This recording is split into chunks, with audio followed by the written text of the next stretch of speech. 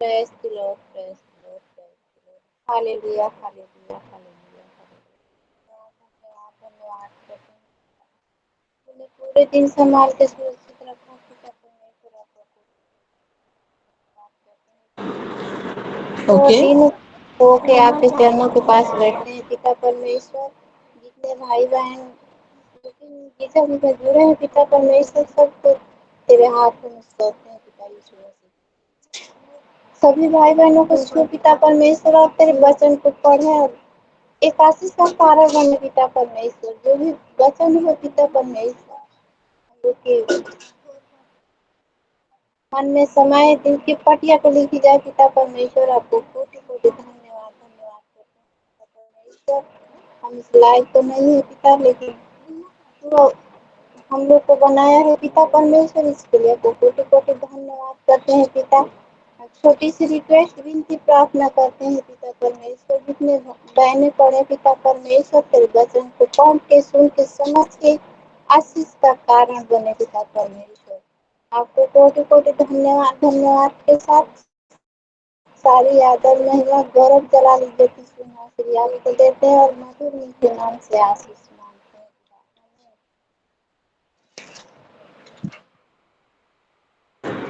आमेन, आमेन। आइए वचनों को पढ़ेंगे। आज 4th चैप्टर को पढ़ना है। 1 से 6 तक तीबा रानी पढ़ेगी। बाद में 7 से 11 तक संगीता सिस्टर आप पढ़िए। जय मसीह की।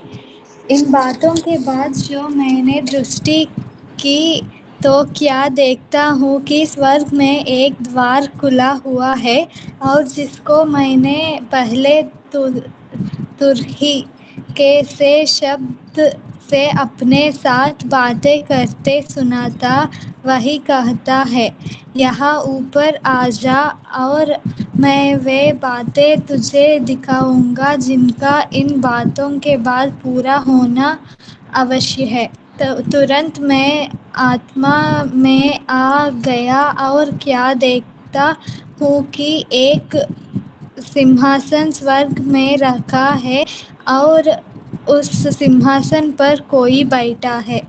जो उस पर बैठा है वह यशब और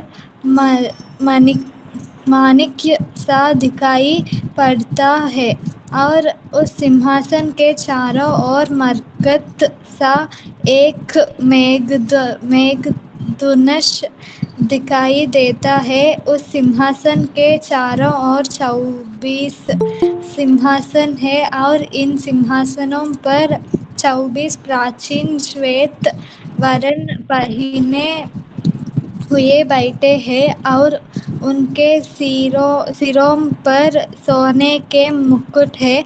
उस सिंहासन में से बिजलियाँ और गर्जन निकलते हैं और सिंहासन के सामने आग के साथ दीपक जल रहे हैं। वे परमेश्वर की 7 आत्माएं हैं और उस सिंहासन के सामने मानो बिल्लौर के समान कांच का सा समुद्र है। आमेन, आमेन। सिंहासन के बीच में और सिंहासन के चारों ओर 4 प्राणी हैं जिनके आगे पीछे आंखें ही आंखें हैं। आमीन। आमेन। संगीता सिस्टर आप 7 से लेकर 11 वचन तक आप पढ़ लीजिए ताकि 4था अध्याय पूरा हो जाएगा। बाद में मदन कुमार जी पढ़ेंगे 5th चैप्टर। संगीता सिस्टर आप पढ़िए। Okay sister. पहला प्राणी सिंह के समान है और दूसरा प्राणी बछड़े के समान है। तीसरे प्राणी मुंह तीसरे प्राणी का मुंह मनुष्य का सा है और चौथा प्राणी उड़ते हुए उकाब के समान है। चारों प्राणियों के 6 पंख हैं और चारों ओर और भीतर आंखें ही आंखें हैं और वे रात दिन बिना विश्राम लिए यह कहते रहते हैं, पवित्र आत्मा, पवित्र पवित्र पवित्र पवित्र प्रभु परमेश्वर सर्वशक्तिमान, जो था और जो है और जो आने वाला है। सब वे प्राणी उसकी जो सिंहासन पर बैठा है और जो युग युग युगायुग जीवित है, महिमा और आदर और धन्यवाद करेंगे। तब 24 प्राचीन सिंहासन पर बैठने वाले के सामने गिर पड़ेंगे और उसे जो युगायुग युगायुगन जीवित है प्रमाण करेंगे। और वे अपने अपने मुकुट सिंहासन के सामने यह कहते हुए डाल देंगे, हे हमारे प्रभु और परमेश्वर, तू ही महिमा और आदर और सामर्थ्य के योग्य है, क्योंकि तू ही ने सब वस्तुएं सृजी और वे तेरी ही इच्छा से थी और सृजी गई है। आमीन। आमेन आमेन। आइए अब 5वां अध्याय को पढ़ेंगे। मदन कुमार जी, आप 1 से 7 तक पढ़िए। जी मैम, प्रभु का धन्यवाद हो। मुहर बंद पुस्तक और मेमना जो सिंहासन पे बैठा था, मैंने उसके दाहिने हाथ में एक पुस्तक देखी जो भीतर और बाहर लिखी हुई थी और वह 7 मुहर लगाकर बंद की गई थी। फिर मैंने एक बलवंत स्वर्गदूत को देखा जो ऊंचे शब्द से यह प्रचार करता था, इस पुस्तक के खोलने और उसकी मुहरें तोड़ने के योग्य कौन है। परंतु न स्वर्ग में, न पृथ्वी पर, न पृथ्वी के नीचे कोई उस पुस्तक को खोलने या उस पर दृष्टि डालने के योग्य निकला। तब मैं फूट फूट कर रोने लगा, क्योंकि उस पुस्तक के खोलने या उस पर दृष्टि डालने के योग्य कोई न मिला। इस पर उन प्राचीनों में से एक ने मुझसे कहा, मत रो, देख यहूदा के गोत्र का वह सिंह जो दाऊद का मूल है, उस पुस्तक को खोलने और उसकी 7 मुहरें तोड़ने के लिए जयवंत हुआ है। तब मैंने उस सिंहासन और चारों प्राणियों और उन प्राचीनों के बीच में मानो एक बंद किया हुआ मेमना खड़ा देखा। उसके 7 सिंह और 7 आंखें थी। ये परमेश्वर की 7 आत्माएं हैं जो सारी पृथ्वी पे भेजी गई हैं। उसने आकर उसके दाहिने हाथ से जो सिंहासन पे बैठा था वो पुस्तक ले ली। तब उसने, और पढ़ना है ना? मैं पढ़ूंगी 8 से, जी। बाद में 6वां अध्याय फिर पढ़ेंगे। जब उसने पुस्तक ले ली तो वे चारों प्राणी और 24 प्राचीन उस मेमने के सामने गिर पड़े। उनमें से हर एक के हाथ में वीणा और धूप, जो पवित्र लोगों की प्रार्थनाएं हैं, से भरे हुए सोने के कटोरे थे।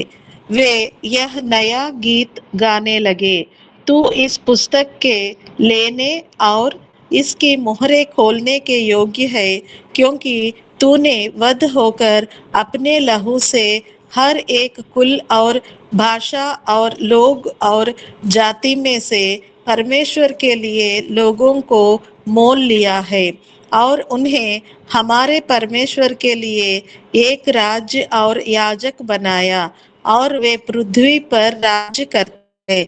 जब मैंने देखा तो उस सिंहासन और उन प्राणियों और उन प्राचीनों के चारों और बहुत से स्वर्गदूतों का शब्द सुना, जिनकी गिनती लाखों और करोड़ों की थी, और वे ऊंचे शब्द से कहते थे, वध किया हुआ मेमना ही सामर्थ्य और धन और ज्ञान और शक्ति और आदर और महिमा और धन्यवाद के योग्य है। फिर मैंने स्वर्ग में और पृथ्वी पर और पृथ्वी के नीचे और समुद्र की सब सृजी हुई वस्तुओं को और सब कुछ को जो उनमें है यह कहते सुना, जो सिंहासन पर बैठा है उसका और मेमने का धन्यवाद और आदर और महिमा और राज्य युगानुयुग रहे। और चारों प्राणियों ने आमीन कहा और प्राचीनों ने गिरकर दंडवत किया। आमीन। 5th चैप्टर पूरा हो गया। अब 6th चैप्टर को पढ़ेंगे। 1 से 5 तक तीबा रानी पढ़ेगी।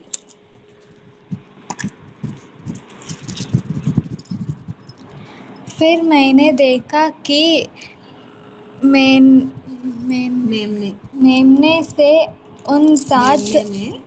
मेमने ने उन 7 मुहरों में से एक को खोला और उन चारों प्राणियों में से एक का गर्जन का सा शब्द सुना। मैंने दृष्टि की और देखो, एक श्वेत घोड़ा है और उसका सवार धनुष लिए हुए है, और उसे एक मुकुट दिया गया और वह जय करता हुआ निकला कि और भी जय प्राप्त करे। जब उसने दूसरी मुहर खोली तो मैंने दूसरे प्राणी को यह कहते सुना,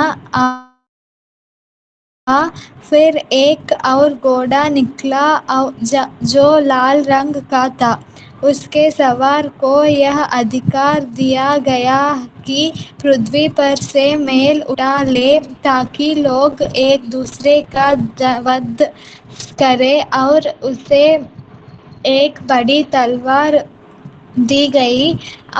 जब उसने तीसरी मुहर खोली तो मैंने तीसरे प्राणी को यह कहते सुना, मैंने दृष्टि की और देखो, एक काला घोड़ा है और उसके सवार के साथ हाथ में एक तराजू है। आमीन। संगीता सिस्टर, आप 6th 6वां वचन से 10वां वचन तक आप पढ़िए। बाद में मदन कुमार जी 10वां वचन से इस अध्याय को अंत तक पढ़ेंगे। संगीता सिस्टर, आप पढ़िए। 6 से ना मैं। हाँ, 6 से 10 तक।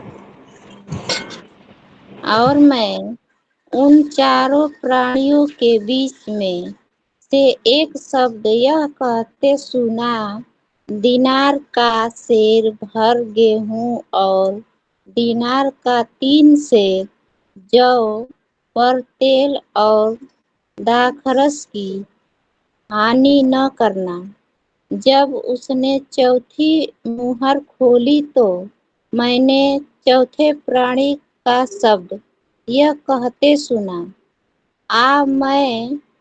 मैंने दृष्टि की और देखो, एक पीला सा घोड़ा है और उस सवार का नाम मृत्यु है, और अधोलोक उसके पीछे पीछे हैं, और उन्हें पृथ्वी की 1/4 पर यह अधिकार दिया गया कि तलवार और अकाल और मरी और पृथ्वी के वन पशुओं के द्वारा लोगों को मार डाले।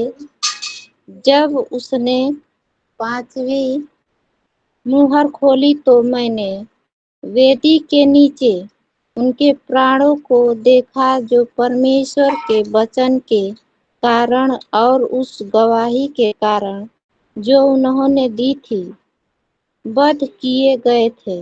उन्होंने बड़े शब्द से पुकार कर कहा, हे स्वामी, हे पवित्र और सत्य, तू कब तक न्याय न करेगा और पृथ्वी के रहने वाले से हमारे लहू का बदला कब तक लेगा?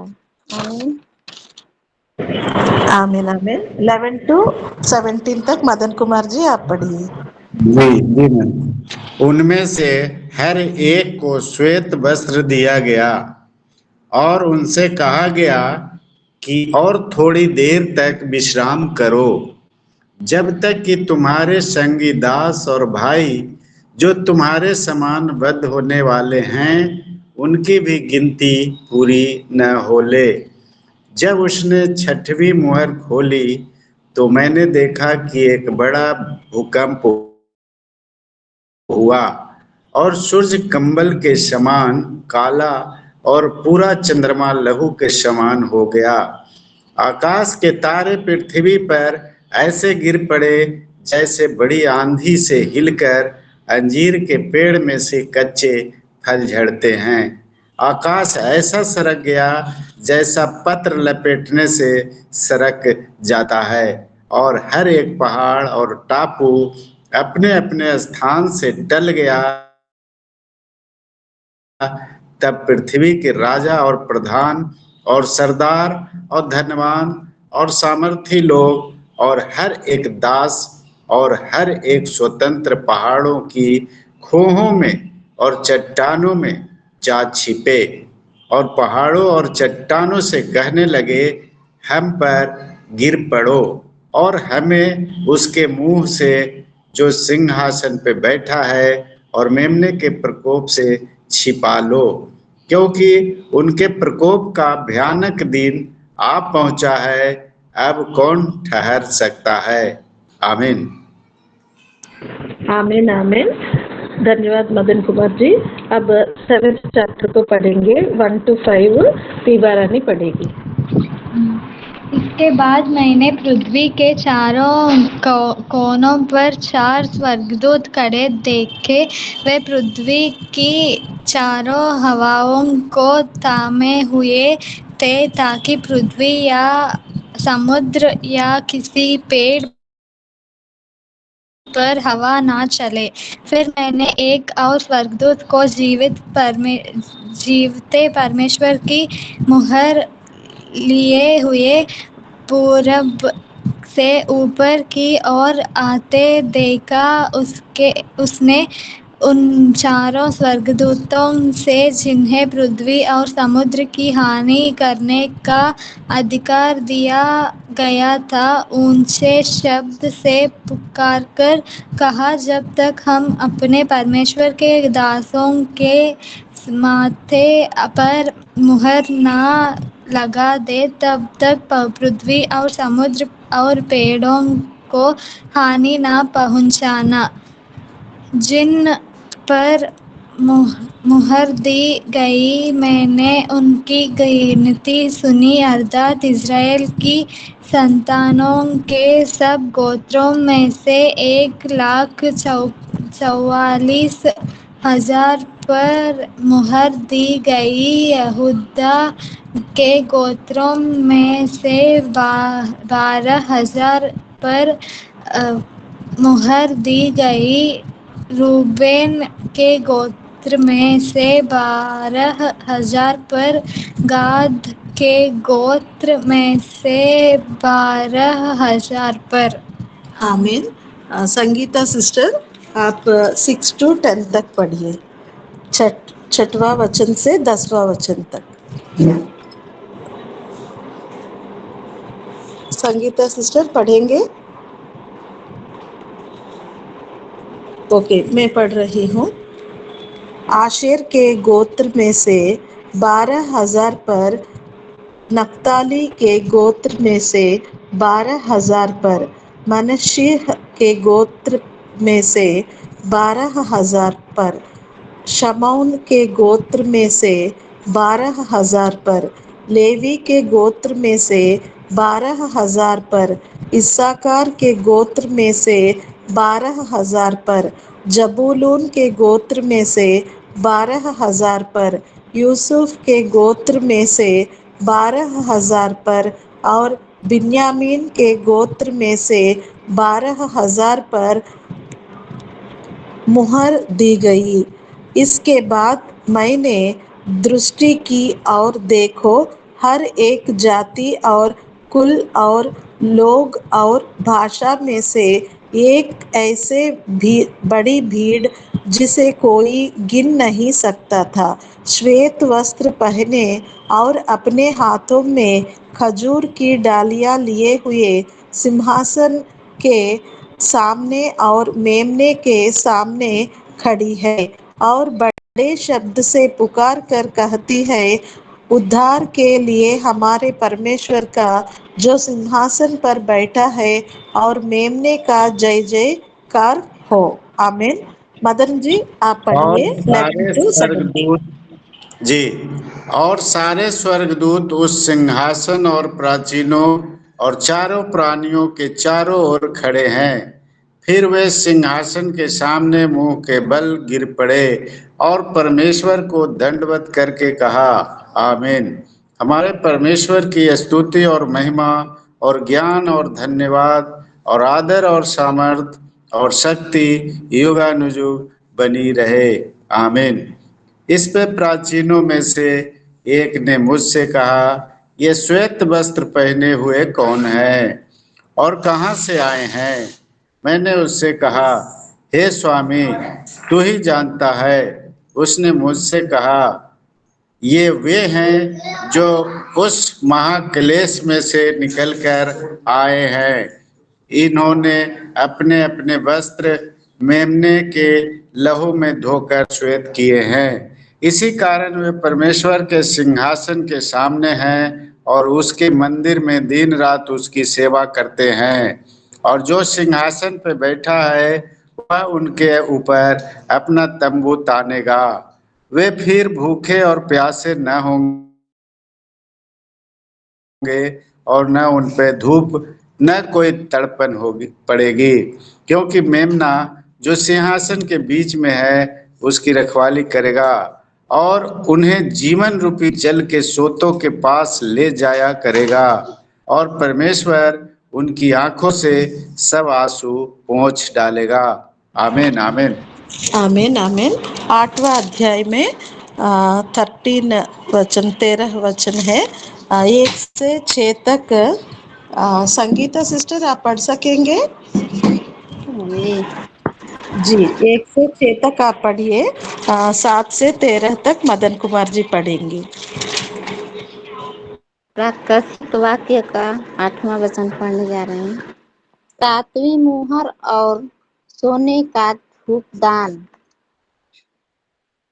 जब उसने 7वीं मुहर खोली तो स्वर्ग में आधे घंटे तक सन्नाटा छा गया। तब मैंने उन 7 स्वर्गदूतों को देखा जो परमेश्वर के सामने खड़े रहते हैं और उन्होंने 7 तुरहियां दी गई। फिर एक और स्वर्गदूत सोने का धूपदान लिए हुए आया और वेदी के निकट खड़ा हुआ और उसको बहुत धूप दिया गया कि सब पवित्र लोगों की प्रार्थनाओं के साथ सोने की उस वेदी पर जो सिंहासन के सामने है चढ़ाए जाएं। उस धूप का धुआं पवित्र लोगों की प्रार्थनाओं सहित स्वर्गदूत के हाथ से परमेश्वर के सामने पहुंच गया। तब स्वर्गदूत ने धूप डालकर उसने वेदी की आग भरी और पृथ्वी पर डाल दी और गर्जन और शब्द और बिजलियां और भूकंप होने लगे। सर 6 का भी पढ़ना है मैम? हाँ, पढ़ना है। 7वां वचन भी पढ़ लीजिए। तब वे 7 स्वर्गदूत जिनके पास 7 तुरहियां थी उन्हें फूंकने को तैयार हुए। पहले स्वर्गदूत ने बस तुरही पहले स्वर्गदूत ने तुरही फूंकी और लहू से मिले हुए ओले और आग उत्पन्न हुई और पृथ्वी पर डाली गई और पृथ्वी की 1/3 जल गई और पेड़ों की 1/3 जल गई और सब हरी घास भी जल गई। दूसरे स्वर्गदूत ने तुरही फूंकी तो मानो आग सा जलता हुआ एक बड़ा पहाड़ समुद्र में डाला गया और समुद्र का 1/3 लहू हो गया और समुद्र के 1/3 प्राणी मर गए और 1/3 जहाज नष्ट हो गए। तीसरे स्वर्गदूत ने तुरही फूंकी और एक बड़ा तारा जो मशाल के समान जलता था स्वर्ग से टूटा और नदियों की 1/3 पर और पानी के सोतों पर आ पड़ा। उस तारे का नाम नागदौना है और 1/3 पानी नागदौना सा कड़वा हो गया और बहुत से मनुष्य उस पानी के कड़वे हो जाने से मर गए। चौथे स्वर्गदूत ने तुरही फूंकी और सूरज की 1/3 और चांद की 1/3 और तारों की 1/3 पर आपत्ति आई, यहाँ तक कि उनका 1/3 अंग अंधेरा हो गया और एक दिन की 1/3 में उजाला न रहा और वैसे ही रात में भी। तब जब मैंने फिर देखा तो आकाश के बीच में एक उकाब को उड़ते और ऊंचे शब्द से यह कहते सुना, उन 3 स्वर्गदूतों की तुरही के शब्दों के कारण जिनका फूंकना अभी बाकी है, पृथ्वी के रहने वालों पर हाय हाय हाय। आमीन आमीन। बहुत बहुत धन्यवाद मदन कुमार जी। आज 8वीं अध्याय तक समाप्त करेंगे। పద్మావతి గారు ప్రైజ్ లాడ్ చెప్పండి. ఎక్కడ చదువుతున్నారు చెప్పరా? ప్రకటన గ్రంథము 8వ అధ్యాయం పూర్తయిందండి ఈరోజు. Okay okay okay. రేపు మళ్ళీ 9 చదువుకున్నాము. मदन कुमार जी जय मसीह की। अब 8वां अध्याय आज तक समाप्त करेंगे। आप छोटी सी प्रार्थना कीजिए, बाद में यीशु मसीह के प्रार्थना करके हम आज का बाइबल पठन समाप्त करेंगे। छोटी सी प्रार्थना कीजिए मदन जी। जी जी मैम। धन्यवाद धन्यवाद धन्यवाद स्वर्ग और पृथ्वी के बनाने वाले मालिक, तेरे चरणों में दीन और नम्र बन के चले आते हैं प्रभु जी। धन्यवाद करते हैं प्रभु, तू पवित्र है, सामर्थी है, योद्धा है, वीर है, ताकतवर है, बलशाली है प्रभु। धन्यवाद करते हैं पिता, तेरी इस संसार पे प्रभुता आपकी ही चलती है पिता परमेश्वर। हाँ प्रभु, आप महान है, महिमामय है, ज्योतिर्मय है। आपकी महिमा पूरे जगत में फैली हुई है पिता परमेश्वर। धन्यवाद करते हैं प्रभु, जो आप चाहेंगे पिता वही होगा पिता परमेश्वर। धन्यवाद करते हैं प्रभु, जो प्रकाशित वाक्य आज 4 अध्याय से लेके 8 अध्याय तक पढ़ा गया है प्रभु जी, इनसे प्रभु जी जो हमें सीखने को मिला है प्रभु, उस पे आप हमें ज्ञान बुद्धि से भरिए प्रभु और हमें सिखलाइए, ताकि हम आपकी वचनों पे चल सके, सीख सके और आगे बढ़ सके। धन्यवाद करते हैं पवित्र आत्मा, तेरी दया तेरी आशीष हमारे जितने भी इस समय सभा में जुटे हैं प्रभु जी, उन सबको, घर के परिवार के बच्चों को, बड़ों को, सबको बहुतायत से आशीष दीजिए। धन्यवाद करते हैं, सारा आदर महिमा इज्जत गौरव जलाल यीशु नासरी आपको देते हैं और मधुर मीठे नाम से आशीष मांगते हैं। सुन और कबूल कर पिताजी। आमीन आमीन आमीन आमीन। परमेश्वर की प्रार्थना करेंगे। हे हमारे पिता तू जो स्वर्ग में है, तेरा नाम पवित्र माना जाए, तेरा राज्य आए, तेरी इच्छा जैसे स्वर्ग में पूरी होती है वैसे पृथ्वी पर भी हो। हमारे दिन भर की रोटी आज हमें दे, और जिस प्रकार हमने अपने अपराधियों को क्षमा किया है वैसे ही तू भी हमारे अपराधों को क्षमा कर, और हमें परीक्षा में न ला परंतु बुराई से बचा, क्योंकि राज और पराक्रम और महिमा सदा तेरे ही है। आमीन। आमीन आमीन। सबको धन्यवाद। फिर कल 9 बजे बाइबल पठन होगा, प्रकाशित 9वां अध्याय से। सबको धन्यवाद। जय मसीह की शुभ रात्रि। जय मसीह, शुभ रात्रि आपको भी। मैं धन्यवाद मदन कुमार जी।